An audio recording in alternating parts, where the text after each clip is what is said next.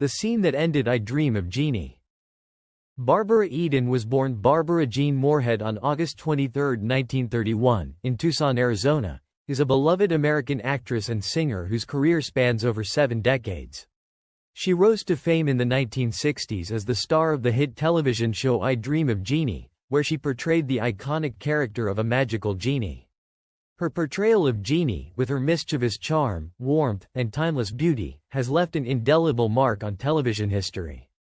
Barbara's professional and personal life reflects both resilience and grace, as she navigated the challenges of fame and personal loss while maintaining her reputation as one of Hollywood's most cherished and down-to-earth stars. Barbara Eden grew up in San Francisco after her family moved there when she was young. Despite a childhood marked by the Great Depression and the subsequent challenges her family faced, Barbara found solace in entertainment. She showed a natural inclination for the performing arts from a young age. Barbara's interest in music and acting began when she was a teenager, and she trained as a singer before turning her focus to acting. She performed in local nightclubs as a vocalist and participated in beauty pageants, which helped her gain the confidence and presence that would later serve her in Hollywood. Barbara's determination to succeed in show business led her to study theater at the City College of San Francisco and eventually moved to Los Angeles to pursue her dreams. There, she studied acting and took on small roles in films and television, gradually establishing herself in the entertainment industry. Though she faced competition and the inevitable rejections that come with an acting career, Eden's talent and tenacity soon paid off, as she began landing more significant roles. Barbara Eden's early career saw her appear in several films and television series in the 1950s and early 1960s, but her major breakthrough came in 1965 when she was cast as the lead in the NBC sitcom I Dream of Jeannie. Created by Sidney Sheldon, the show followed the adventures of a 2,000-year-old Jeannie and her relationship with astronaut Major Tony Nelson, played by Larry Hagman. The show's premise was simple yet endearing, centering on the comedic and sometimes chaotic situations that arose from Jeannie's magic, her unconditional devotion to Major Nelson, and the tension between her supernatural powers and the everyday world. The beloved TV sitcom I Dream of Jeannie, which aired from 1965 to 1970, became a cultural phenomenon, primarily due to the irresistible charm of Barbara Eden, who played the mischievous and magical genie named Jeannie. The show revolved around a whimsical relationship between Jeannie and her master, astronaut Major Tony Nelson, portrayed by Larry Hagman. For 5 seasons, audiences were captivated by Jeannie's playful antics, her boundless loyalty to Tony, and the romantic tension that simmered beneath the surface. However, as with many long-running television series, I Dream of Jeannie faced creative challenges toward its end, which culminated in a pivotal scene that essentially marked the end of the show's magic, both figuratively and literally. The scene in question occurred in the 5th and final season, specifically in the episode where Jeannie and Tony finally get married. While this may sound like the fairy tale ending fans had been hoping for, it was, in fact, a critical turning point that led to the show's eventual downfall. For years, one of the show's main appeals was the will they or won't they dynamic between Jeannie and Tony. Their relationship was filled with flirtation, but Tony remained resistant to fully reciprocating Jeannie's affections, often maintaining a professional and even exasperated stance toward her.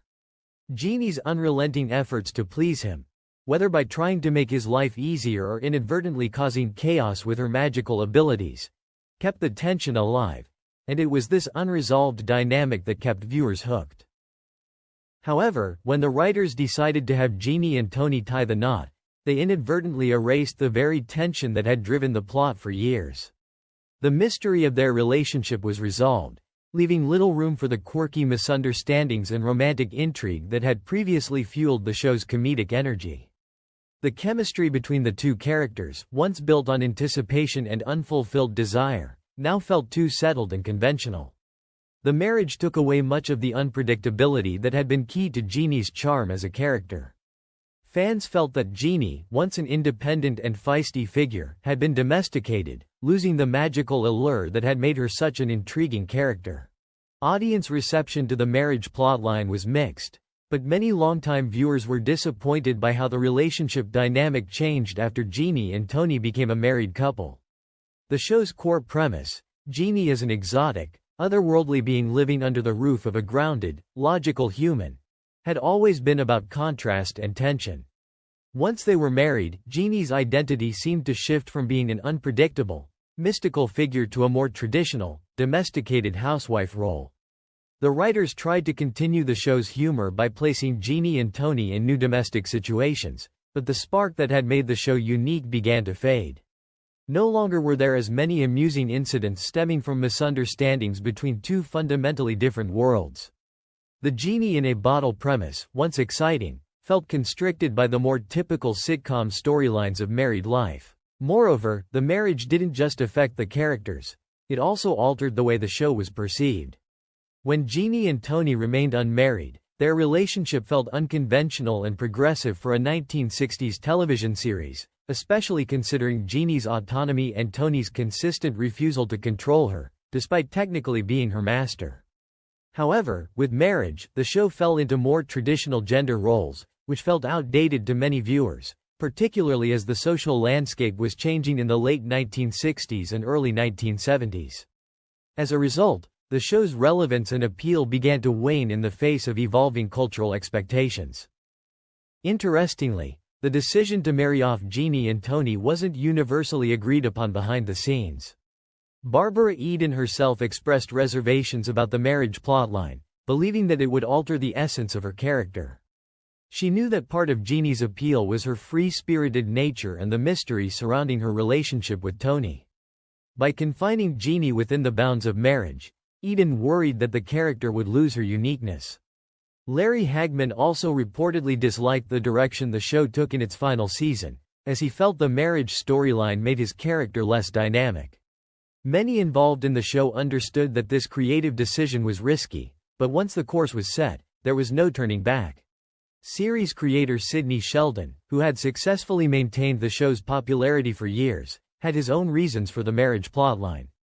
Television networks often pushed for more conventional, family-friendly outcomes in their programming during that era, and it's likely that pressure from NBC executives played a role in the decision to have Jeannie and Tony marry. In hindsight, however, many felt it was a miscalculation, as it effectively ended the central tension that had driven the show for so long. Once Jeannie and Tony were married, ratings for I Dream of Jeannie began to decline. The show's final episodes lacked the same vibrancy and spark that had once made it a staple of 1960s television. The episodes following the wedding largely revolved around domestic comedy scenarios, but the once magical element that had set the series apart from other sitcoms started to feel stale. Jeannie's powers, which had once been the source of much of the show's humor and excitement, were now being used for more mundane and predictable situations. As a result, the uniqueness of I Dream of Jeannie began to erode, making it increasingly difficult to compete with other, fresher shows of the time. By the spring of 1970, it became clear that I Dream of Jeannie had run its course. NBC decided to cancel the show, citing declining viewership and the general feeling that it had lost its creative momentum. Although Barbara Eden and Larry Hagman remained iconic figures for their roles in the series, the final episodes lacked the same sense of magic that had initially drawn viewers in. While the marriage scene may have contributed to the decline of I Dream of Jeannie, it didn't tarnish the legacy of the show as a whole. Decades after its cancellation, I Dream of Jeannie continues to be remembered as one of the most beloved sitcoms of the 1960s, with Barbara Eden's portrayal of Jeannie remaining a pop culture icon. Reruns of the show have kept it alive in the public consciousness, and Eden herself has embraced her role as Jeannie in interviews, public appearances, and even occasional reunion specials. The scene that ended I Dream of Jeannie may have marked the conclusion of the show's original run, but its impact and charm continue to endure. The marriage may have been the catalyst for the show's end, but the magic of Barbara Eden's performance and the unique premise of the series ensured its place in television history. Though I Dream of Jeannie would be the role for which Eden became most famous, her career extended far beyond it. Following the end of the series in 1970, Eden continued to work steadily in television, film, and on stage. She starred in several TV movies, including Harper Valley PTA, 1978, which was so successful that it led to a television series of the same name. She demonstrated her versatility in a variety of genres, from comedy to drama, showcasing that she was much more than just Jeannie. In addition to her television work, Eden also appeared in various guest roles on popular shows throughout the 1970s, 1980s, and beyond, further cementing her place in pop culture. Her enduring popularity led to her reprising the role of Jeannie in multiple reunion specials and cameo appearances, keeping the character alive for fans of all ages. Eden's ability to balance the iconic role with new projects allowed her to maintain a long and varied career. While Eden enjoyed professional success, her personal life was marked by both happiness and tragedy. She married Michael Ansara, an actor, in 1958, and the couple had a son, Matthew Ansara, born in 1965. Unfortunately, Eden and Ansara divorced in 1974. Tragically, her son Matthew died of a drug overdose in 2001, a loss that deeply affected her. Despite this heartbreak, Eden remained a symbol of resilience and grace. She has spoken openly about the pain of losing her son and the strength she found to carry on, offering hope and inspiration to others dealing with similar losses. Eden later married Chicago architect John Eicholtz in 1991, and they have enjoyed a long, happy marriage. Her personal strength in the face of adversity and her ability to remain positive and focused on her career have earned her admiration not only for her talent but also for her dignity and perseverance. Barbara Eden's influence extends far beyond her role as Jeannie. Her contributions to television have made her a pop culture icon. I Dream of Jeannie remains a beloved show, frequently referenced in other media, and continues to attract new fans through its syndication and streaming availability. Eden's portrayal of a powerful yet kind-hearted woman with magical abilities helped pave the way for other strong female characters on television, inspiring future generations of actors and viewers alike. Eden's enduring appeal is evident not only in her ongoing public appearances and interviews but also in the honors she has received over the years. In 1988, she was awarded a star on the Hollywood Walk of Fame in recognition of her contributions to television. Even in her later years, she remains active in the entertainment industry, making appearances at fan conventions and participating in special events that celebrate her legacy.